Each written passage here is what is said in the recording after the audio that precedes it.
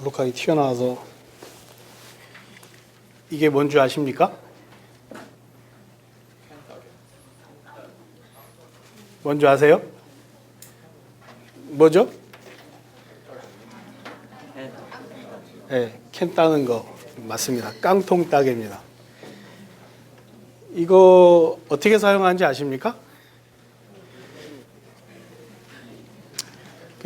제가 여기 와서 그 많은 용품들을 그 벨루 빌리지에 가서 많이 샀는데 깡통 따개도 묶음으로 돼 있어서 거기서 샀었는데 거기서 깡통 따개를 사니까 안 좋은 점이 이 날 부분이 녹이 많이 쓸어 있더라고요.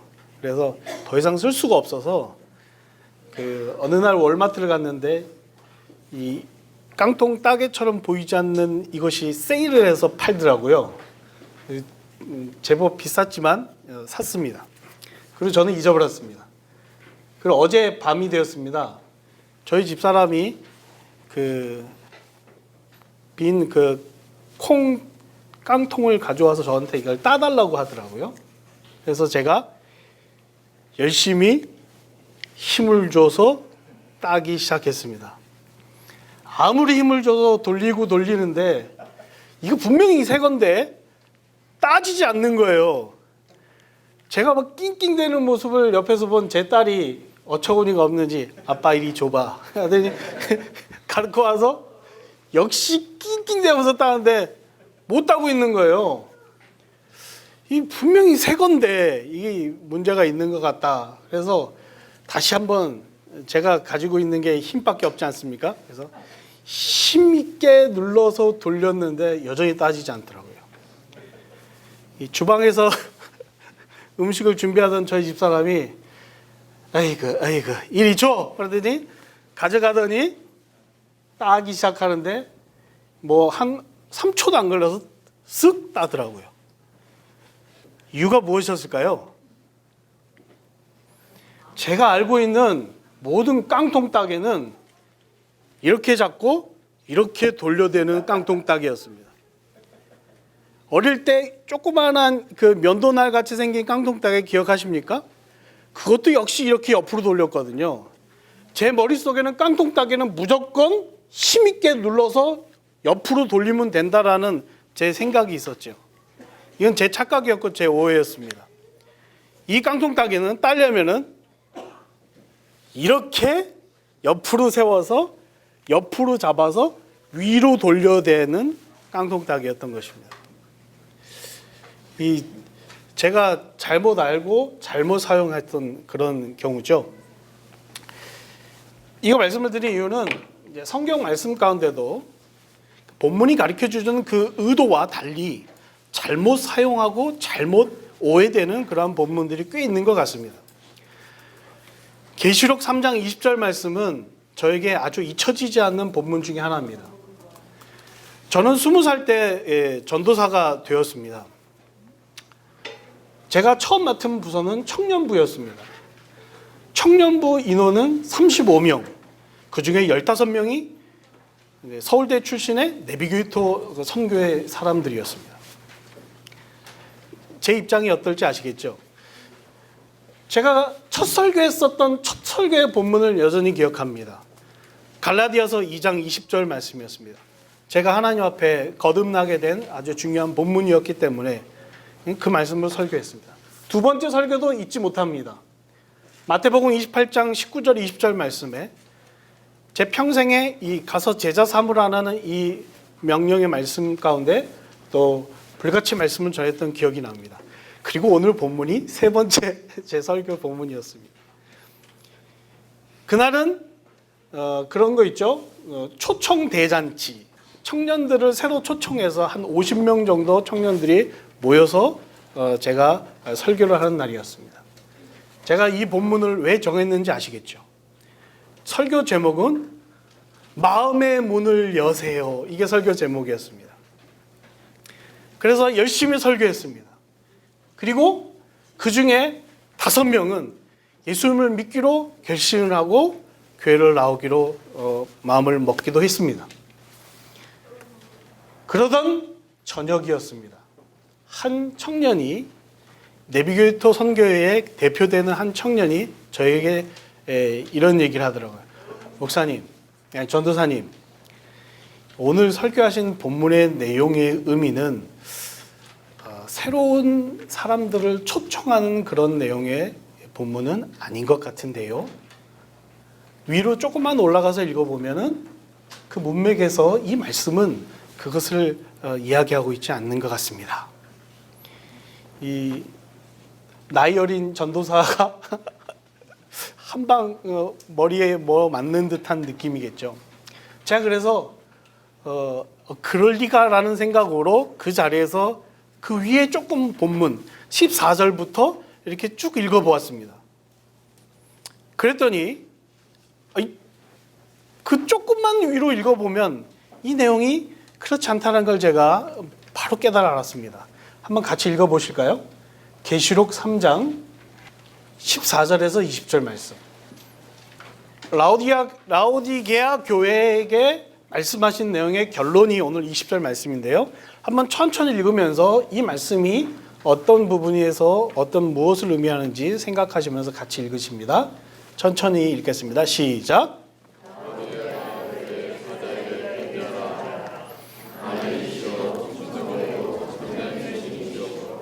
하나님의 창조의 근본이시가 이르시되 내가 내 행위를 아노니 내가 차지도 아니하고 뜨겁지도 아니하도다. 내가 차든지 뜨겁든지 하기를 원하노라. 내가 이같이 미지근하여 뜨겁지도 아니하고 차지도 아니하니 내 입에서 너를 토하여 버리리라. 내가 말하기를 나는 부자라 부유하여 부족한 것이 없다 하나 내 곤고한 것과 가련한 것과 가난한 것과 눈먼 것과 벌거벗은 것을 알지 못하는도다. 내가 너를 권하노니 내게서 불로 연단한 금을 사서 부요하게 하고 흰옷을 사서 입어 벌거벗은 수치를 보이지 않게 하고 안약을 사서 눈에 발라보게 하라. 물은 내가 사랑하는 자를 책망하여 징계하노니 그러므로 내가 열심을 내라 회개하라. 볼지어다 내가 문 밖에 서서 두드리노니 누구든지 내 음성을 듣고 문을 열면 내가 그에게로 들어가 그와 더불어 먹고 그는 나와 더불어 먹으리라. 아멘. 처음 읽었을 때는 14절부터 19절의 말씀과 20절의 말씀이 분리된 듯 그렇게 보였습니다. 그런데 이것은 하나의 이어진 말씀이죠. 그렇다면 이 20절에 우리가 너무나도 잘 아는 이 말씀, 쉽게 전도지를 펼치면 나오는 이 말씀이 대상으로 삼고 있는 그 대상은 처음 교회에 나온 초신자가 아니라는 거죠. 예수를 처음 믿게 하는 그러한 구절로 이 말씀이 사용되지 않는다는 얘기입니다. 이 말씀은 오늘 본문에서 이 라오디게아 교회 성도들을 향해서 내가라고 하는 예수를 오래 믿은 이 사람들을 향해서 주님께서 이 결론적으로 말씀하신 내용이 이 20절의 말씀이었습니다. 그 형제에게 제가 그런 이야기를 듣고 난 다음에 인간의 본성이 뭡니까? 자기 합리화. 좀 어떻게 좀 합리화를 할 수 있지 않을까? 그래서 제 나름대로 그 형제 앞에서는 말을 못하고 집에 오면서 이런 생각을 했어요. 그래도 하나님, 5명이라는 사람이 마음의 문을 열고 예수를 믿게 되지 않았나요? 그리고서 난 다음에 이 본문을 다시 생각해 보는데 유명한 복음주의학자 존 스토트도 이 말씀을 가지고서 회심을 했더라고요. 이 말씀이 가지고 있는 그런 부분들이 작동하는 상황들은 이렇게 좀 다를 수도 있겠다라는 생각을 해보았습니다. 어쨌든 이 말씀이 의미하고 있는 대상은 교회에 오래 다닌 사람들에 대한 대상인 것을 우리가 그 오해나 우리가 잘못 사용하면 안 되겠다라는 생각을 하면서 이 말씀으로 들어가 봅니다. 이 말씀은 라오디게아 지역을 살펴보면서 더 분명하게 이해되는 것 같습니다. 그림을 한번 보여주시죠. 우리가 전도지에서 보게 되는 이 말씀의 배경에 이런 내용이었죠. 그 다음이요. 라오디게아 이 교회의 위치입니다. 이 히리아폴리스하고 골로새 그 사이에 이렇게 이 인근에 위치하고 있는데 이 교회는 약간 이 내륙과 바다를 이어지는 에베소를 연결하는 교통의 요충지 역할을 했었고 무역업이 굉장히 발달했다고 합니다. 이 도시가 가지고 있는 특징은 그 다음 그림이요. 그 다음 그림이요. 이 잔해들이거든요. 교회에 남은 이 잔해들인데 이 잔해에서 느낄 수 있는 것이 굉장히 화려한 경제권, 막강한 부를 갖고 있는 그런 도시였습니다. 건물들 자체도 굉장히 으리으리하고 컸고 많은 사람들이 오가는 곳이었고 요즘으로 굳이 비교하자면은 뉴욕이나 홍콩 같은 금융의 허브 도시 같은 그러한 역할을 했던 것이 이 라오디게아 교회가 있던 이 지역의 특징이었습니다. 그 다음 그림이요. 굉장히 터가 많이 넓죠. 저도 가보진 않고 사진으로만 이렇게 봤는데 김병삼 목사님이 이게 소개하는 그 루트를 쭉 봤더니 굉장히 큰 지역이었습니다. 일자리가 보장된 걱정 없는 도시였고요. 많은 사업들이 발달했고 무엇보다도 선박사업, 교통사업, 그 다음에 숙박업이 발달된 그런 활기찬 도시였습니다. 그 다음이요. 뭐같이 보이십니까? 원형 경기장이죠. 이런 원형 경기장도 있었던 그런 곳이었고 유명한 의과대학도 있었고 부르기아 안약이라는 세계적인 의약품이 있었고 이 라오디게아 지역에서 아주 유명한 것은 양모, 이 모가 아주 유명한 그런 지역이었습니다. 됐습니다. 이렇게 화려하고 웅장하고 굉장히 좋은 이 땅 가운데 한 가지 부족한 점이 있었습니다. 그것은 오늘 본문의 말씀의 배경으로 삼고 있는 이 물에 대한 부분이었습니다. 라오디게아 북쪽 지역에 아까 봤던 지도에서 히에라폴리스에서 뜨거운 온천수가 만들어져서 그리고 이 라오디게아 지역으로 이 외곽 수로를 연결해서 한 11km 정도를 물을 끌어다가 가지고 옵니다. 이 물은 처음에는 온천수라서 뜨거웠지만은 이 라오디게아 이 지역에 도착했을 때는 식어서 미지근한 물이 될 수밖에 없었죠. 그 다음에 또 동쪽으로 16km 지점째 골로새 지역에서는 차가운 그런 우물을 가지고 그것이 또 이들이 식수로 사용하고 있었습니다. 그러나 가끔 이 유황이 많이 들어간 이 히리아폴리스에서 나타난 온천수를 먹게 되는 경우가 생겼는데 그렇게 되면 이 유황이 많이 담긴 물을 먹게 되면 구토 증상이 나타나게 되는 것이 이 특징이었다고 말하고 있습니다.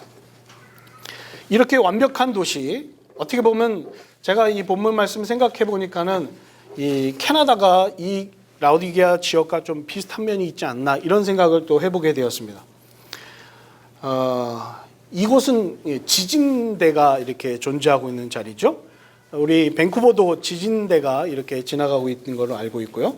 그리고 막강한 부, 이 나라도 막강한 부가 있죠.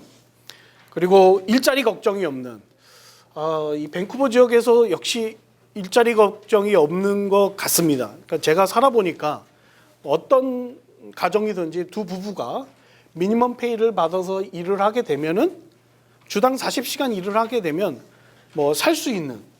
근데 한국은 뭐 그런 시스템이 누구나가 아니고 어느 정도 대학과 학벌을 유지해야지 좋은 직장에서 좋은 더 많은 봉급을 받을 수 있는 그런 환경인데 이 나라가 가지고 있는 베이스는 물론 나름대로의 직업의 차이는 있겠지만 어느 정도의 형평성을 유지하고 있는 것 같아 보였습니다. 라오디게아 교회는 그 지역인 의과대학도 있었죠. 근데 여기에도 이 캐나다에도 좋은 의과대학이 있고 또 대학들이 있습니다. 이런 부분에 무엇보다도 제가 가보진 않았지만 경치를 봤을 때 이곳의 경관이 아주 맑고 또 하늘도 투명한 것을 봤을 때 이 밴쿠버 지역과 비슷해 보였습니다. 이 라오디교회가 가지고 있는 그 문제들이 이제 하나씩 등장하기 시작하는데요. 오늘 말씀에서 15절 말씀 같이 한번 읽어보십니다. 시작.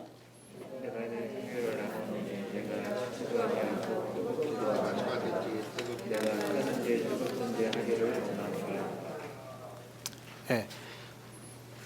앞서 말씀드린 대로 이 온천수의 그 배경을 가지고서 주님은 이들이 알아들을 수 있는 쉬운 말씀, 이들이 금방 깨달을 수 있는 이야기를 하고 계십니다. 그러니까 이들의 신앙의 상태를 진단하시는 거죠. 한마디로 얘기해서 적당주의가 이들이 가지고 있는 신앙의 상태였습니다. 이 뉴스들을 바라보면서 설교 시간마다 적당히 설교를 듣고 있는 저들의 얼굴을 표정을 바라볼 때마다 얼마나 마음이 아픈지, 한편으로는 아프면서도 한편으로는 그래도 좀 집중해 주기지, 이런 생각을 하게 될 때가 많은데요. 주님이 바라보는 이 라오디아 교회도 적당히 한 발은 교회, 한 발은 세상의 부에, 이렇게 어떻게 보면 부 위에 이 교회가 놓여져 있는 것 같은 그러한 모습을 가지고 있었다는 것이죠. 주님의 평가는 먹을 수 없어 토해버린다라고 평가하는 그러한 신앙의 상태였습니다. 이들이 가지고 있는 또 하나의 문제는 무엇일까요? 17절 말씀 같이 읽어보십니다. 시작.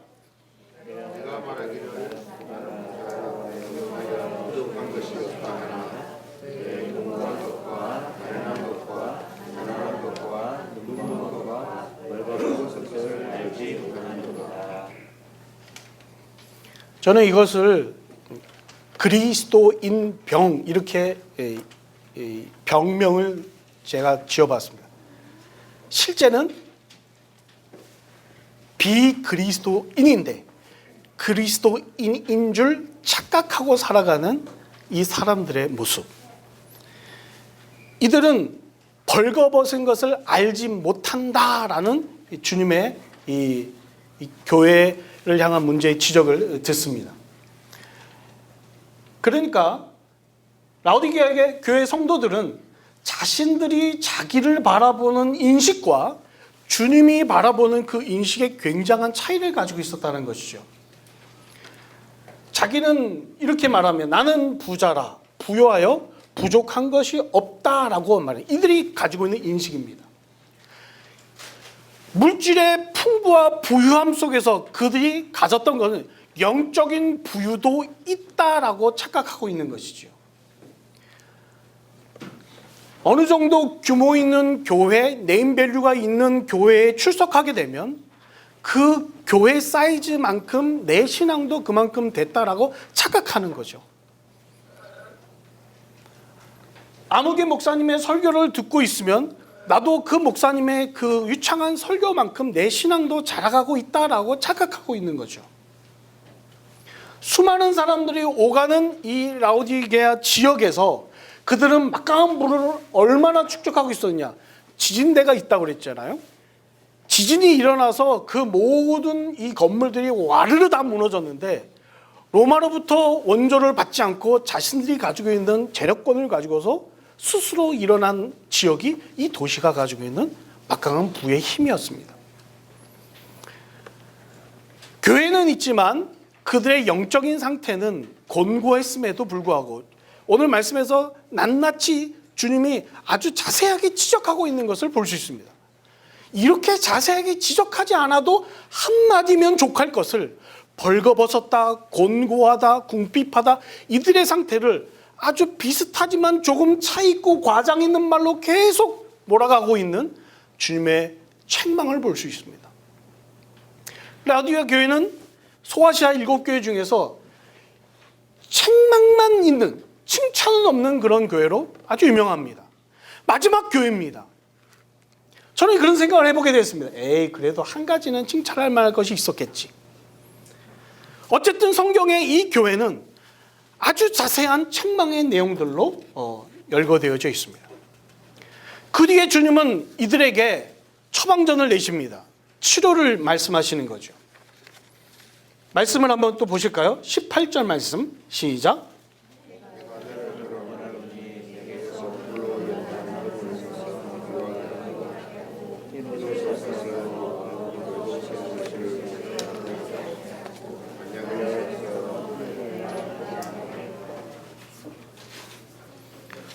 여러분 이 말씀을 읽을 때 어떤 부분이 크게 와닿나요? 전에 제가 이 말씀을 봤을 때는 불로 연단한 금, 흰옷, 안약 뭐 이런 것들에 대한 내용들을 이렇게 찾아봤습니다. 뭐 불로 연단한 금, 불로 연단한다니까는 불순물을 제거하는 거죠. 완전히 불순물을 제거해서 그리스도를 닮게 하는 것. 이것을 그 다음에 흰옷은 거룩한 성도의 모습이라고 합니다. 주석가들이 그렇게 주석을 하고 있습니다. 그리고 뭐 안약을 사서 눈에 바른다라는 것은 영적 분별을 말한다고 말합니다. 뭐 그렇게 이해하고 해석하는 데 문제가 없는데 제가 눈에 들어왔던 것은 산다라는 표현이 3번 거듭 반복되고 있습니다. 그것을 그냥 가져라라고 해도 되는데 주님은 이들한테 세 가지의 것을 사라고 말합니다. 사라. 히브리 말에 이 사라라는 이 단어를 찾아봤더니 이런 의미를 가지고 있더라고요. 대가를 지불해서 또는 내 것을 포기해서 그것을 가지다라는 말이죠. 그러니까는 주님은 이들이 가지고 있는 엄청난 물질과 이 부에 대한 것들을 과감하게 포기하고 버리고 그리고 가져야 될 것들에 대한 요청을 이렇게 말씀하고 있다는 거죠. 이 사라라는 말은 제 귀에 들리기는 포기하라. 너가 가지고 있는 강력한 것을 포기하라 라는 의미로 들려지기 시작했습니다. 그러고 보니 오늘 말씀에서 계시록 3장 20절 말씀에서 주님은 어디에 계십니까? 문 밖에 서 계십니다. 그리고 뭘 하십니까? 문을 두드리고 계십니다. 근데 여러분 아까 전에 그림에서 잠깐 봤지만 주님이 한 2번, 3번 노크하고 그냥 기다리셨을까요? 제 생각에는 열릴 때까지 계속 두들기지 않았을까요? 계속 끊임없이 두들기지 않았을까요? 왜 듣지 못하는 걸까요? 그들은 포기하지 않고 있기 때문에 그렇습니다. 가끔 제가 제 딸의 방문을 두드리는 경우가 있습니다. 제 딸이 또 자기 얘기했다가 또 집에 가면 또 뭐라고 하겠네요. 그냥 조그만 어린애 할 때는 그냥 문 확 열고 확 들어갔는데 중학교 2학년인가 됐을 때는 아빠 노크하세요 그러더라고요. 그래서 이제는 노크를 이렇게 합니다. 근데 요즘이요. 제가 가끔 이렇게 두들기는데 인기척이 없을 때가 한두 번이 아닙니다. 이유가 뭘까요? 저와 같은 이 경험을 많이 해보시지 않았나요? 하도 두들기다 못해 이제 화가 나서 문을 확 열고 들어가면 귀에 꽂고 보고 있습니다. 제가 그러면 뭐라고 얘기할까요? 아 미안, 너가 이어폰을 끼고 있었구나. 너 바쁜 뭔가를 하고 있었네. 어색하죠? 제가 적어놓고도 제가 이렇게 말할 리가 있겠습니까 제가? 보자마자 뭐 하는 거야 도대체? 몇 번을 두들겨야 돼? 제발 그 귀에서 좀 빼면 안 되겠니? 아유, 바로 고래고래 고함을 치죠. 제 딸은 더 막 절대 빼지 않습니다. 이 장면이 주님께서 볼지어다 내가 문 밖에서 두드린다. 근데 이들은 들리지 않습니다. 왜일까요?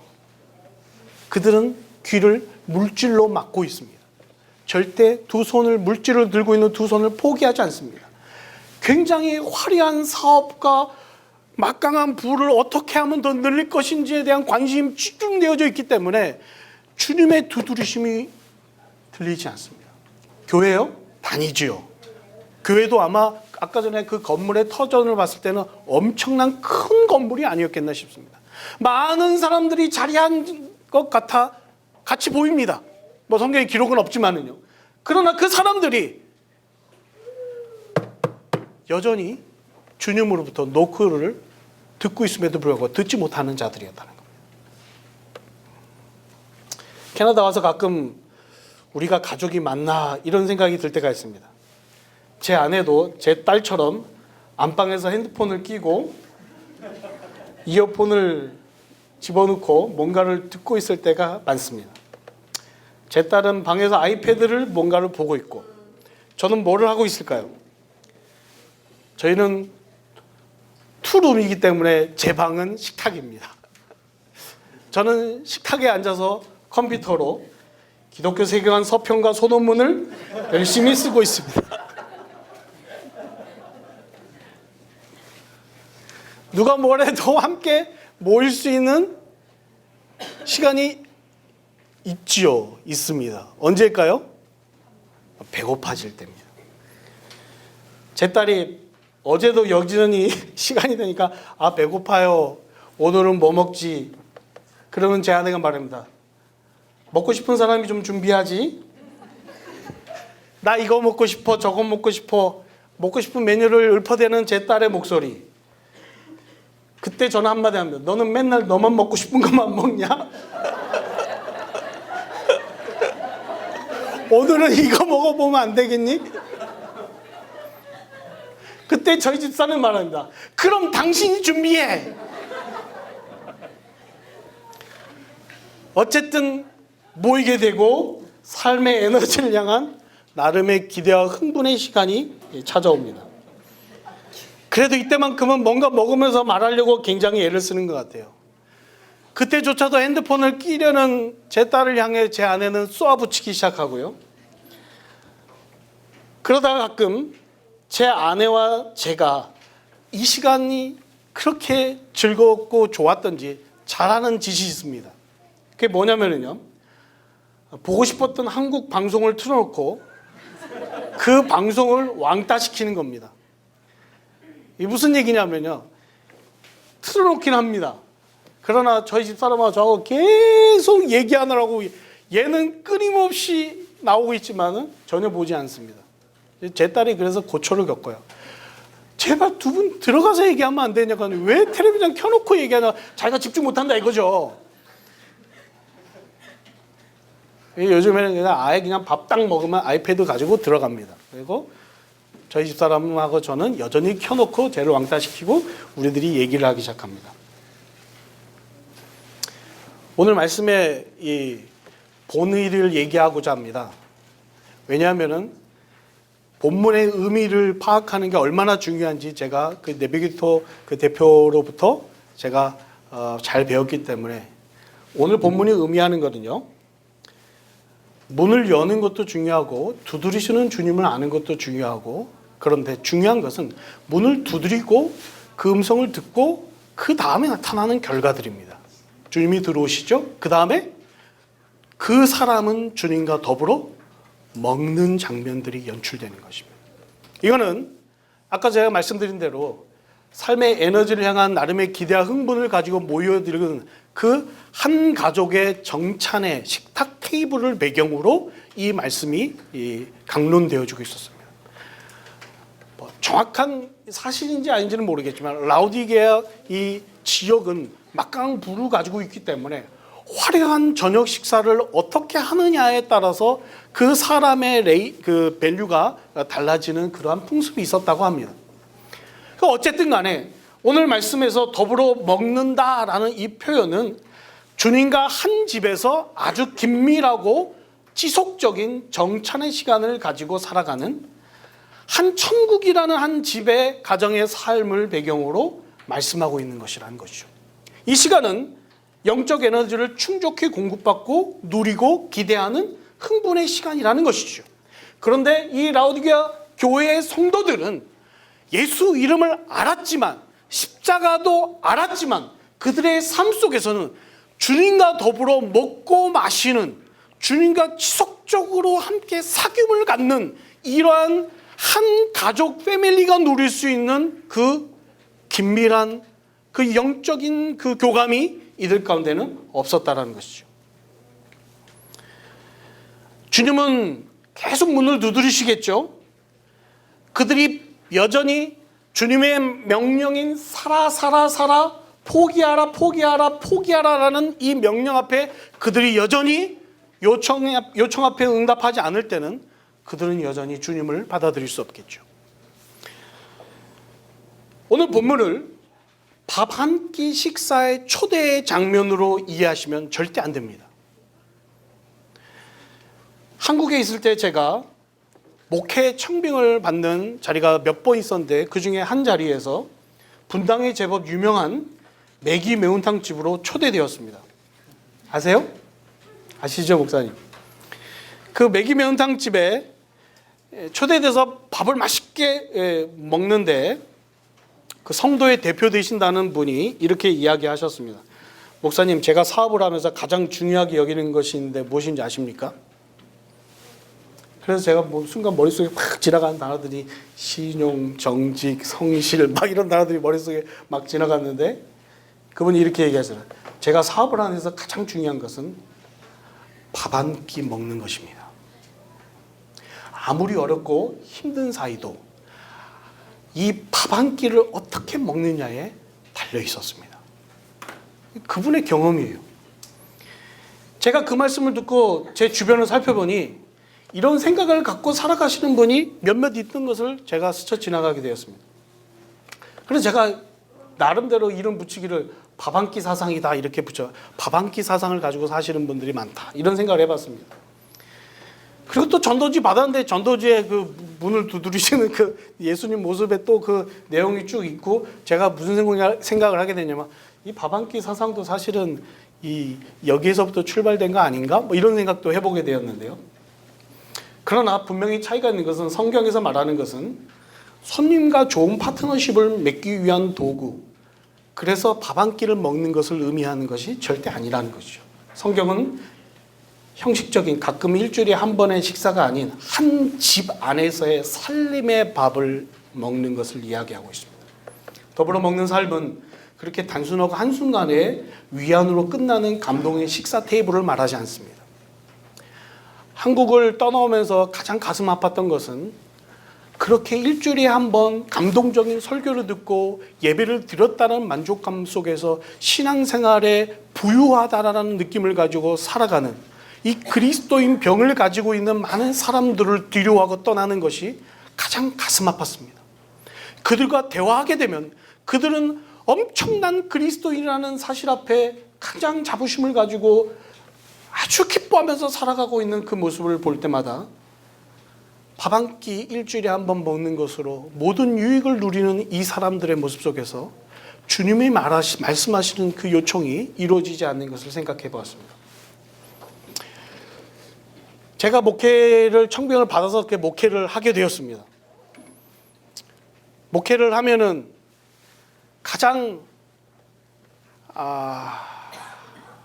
열심히 하지 말아야 될 것이 있다고 들었습니다. 옥하는 목사님께요. 그게 뭐냐면은 신방이었습니다. 근데 사실은 그 배경은 신방을 하지 말라는 얘기가 아니고 그분 당신의 삶 속에서 신방하느라 시간을 다 보내서 말씀 묵상의 시간들이 줄어들어 버리니까 그럴 바에 신방을 하지 않는 게 낫다라는 그런 논리를 갖고 계셨습니다.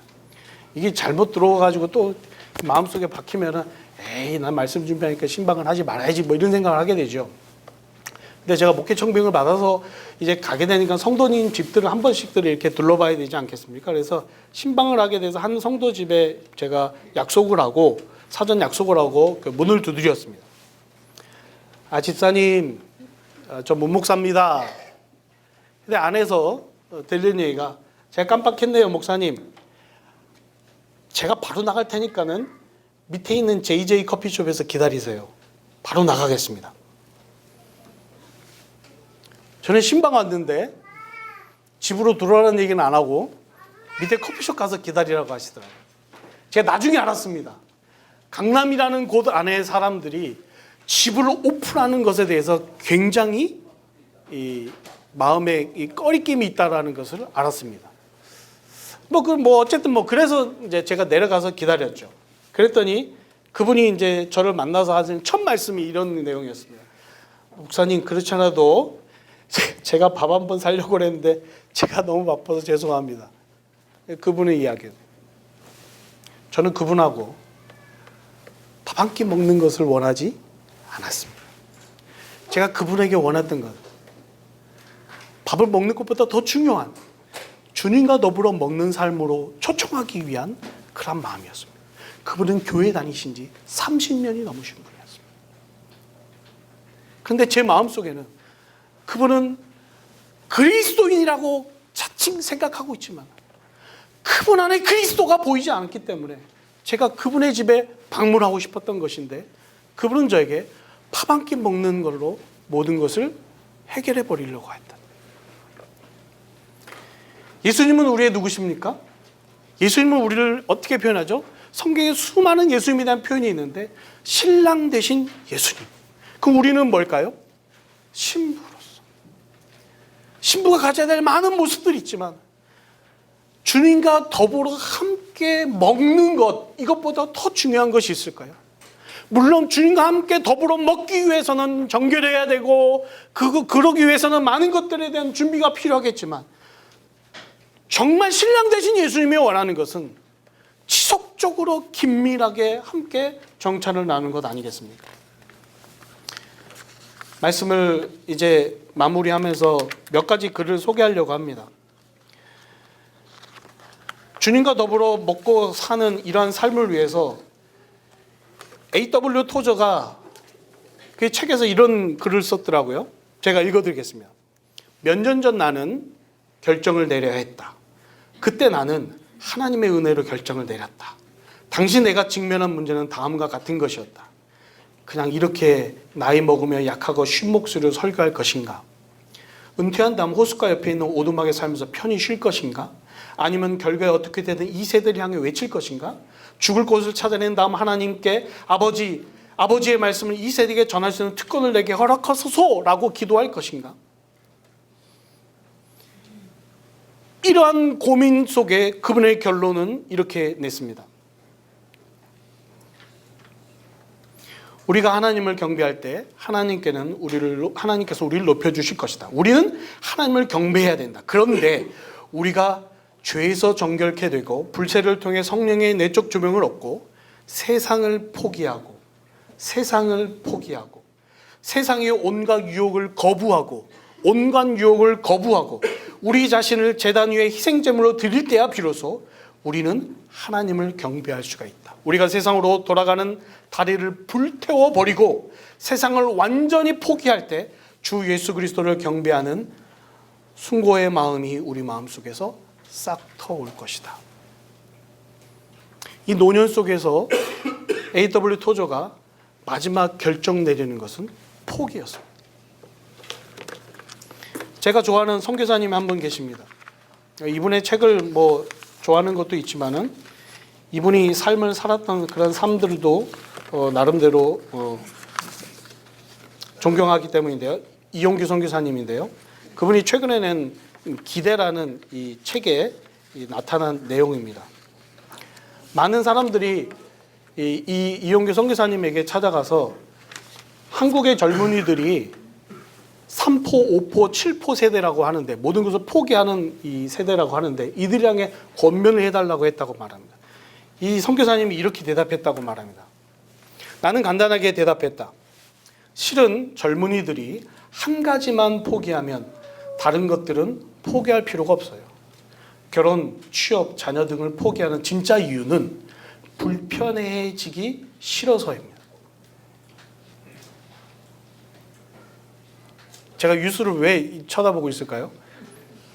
편안하고 안락한 삶을 포기하면 다른 것들을 포기할 필요가 없어요. 제가 마음에 와닿던 표현은 이 표현입니다. 편안하고 안락한 삶을 포기하면 다른 것들은 포기할 필요가 없어요. 불편하다고 불행하지는 않아요. 여전히 행복할 수 있어요. 하지만 편안한 삶이 목표가 되어버리면 조금만 어려워져도 행복감은 잃어버리게 됩니다. 주님을 영접하지 못하고 더불어 먹는 삶을 지속하지 못하는 이유, 포기하지 않는 것. 제가 설교 시간에 가장 싫어하고 혐오하는 스타일이 있습니다. 그거는 설교 시간에 자랑하는 거예요. 자랑의 설교를 굉장히 싫어합니다. 그런데 제가 오늘은 가장 싫어하고 혐오스러운 그 사람이 좀 돼보려고 합니다. 집에서는 또 한바탕 소동이 벌어지겠지만 제 집사람이 약속했습니다. 오면서 차 안에서, 여보, 오늘은 특별한 날이니까 오늘만큼은 설교에 대해서 내가 한마디 얘기하지 않을게. 오늘은 내일 얘기할 수 있다는 얘기겠죠.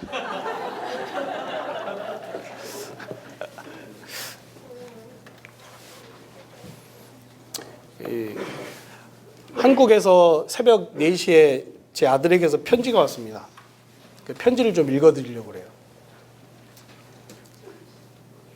앞에 부분 조금 빼고요. 비록 서로 멀리 떨어져 있지만 항상 서로 위해 기도하는 기도의 끈이 이어져 있는 줄 압니다. 제 아들은 24살이에요. 컸어요. 그래서 덕분에 아들은 한국에서 건강히 잘 지내고 있답니다.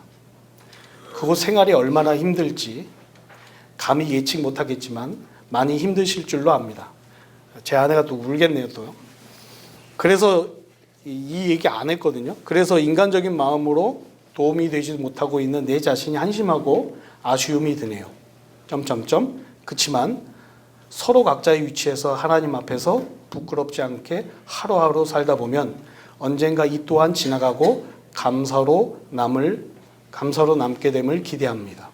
제가 늘 항상 하는 얘기가 이 부분이었거든요. 제가 세상에서 제일 존경하는 목사님이 그러시더군요. 이 얘기가 조금 이제 커서 달라졌어요. 옛날에는 세상에 가장 존경하는 사람이 이제 저라고 이제 늘 언제나 얘기했는데, 아빠 설교가 제일 재밌어 뭐 이랬는데, 이제는 컸는지 세상에서 제일 존경하는 목사님이 그러시더군요.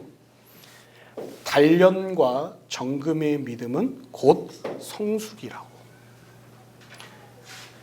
또 고통은 하나님의 확성기이며 변화되는 성숙을 우리는 지나가고 있다고. 세상 사람들이 보기에 말도 안 되는 길일지라도 그 길을 걷고 계신 엄마 아빠가 자랑스럽습니다.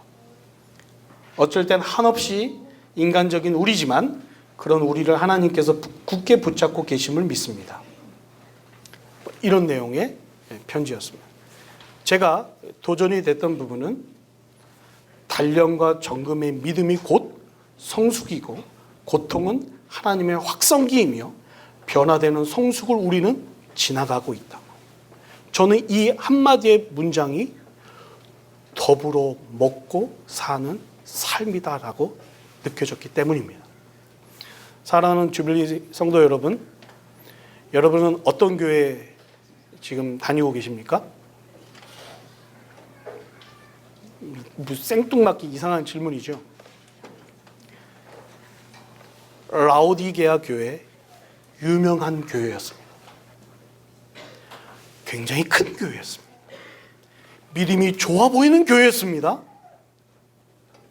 그러나 우리가 몸담아야 될 평생의 교회가 있다면 주님과 더불어 먹고 마시는, 날마다 주님과의 정찬이 차로워지는 그러한 식탁의 삶이 우리가 속한 교회의 모습이었으면 좋겠습니다. 기도하겠습니다.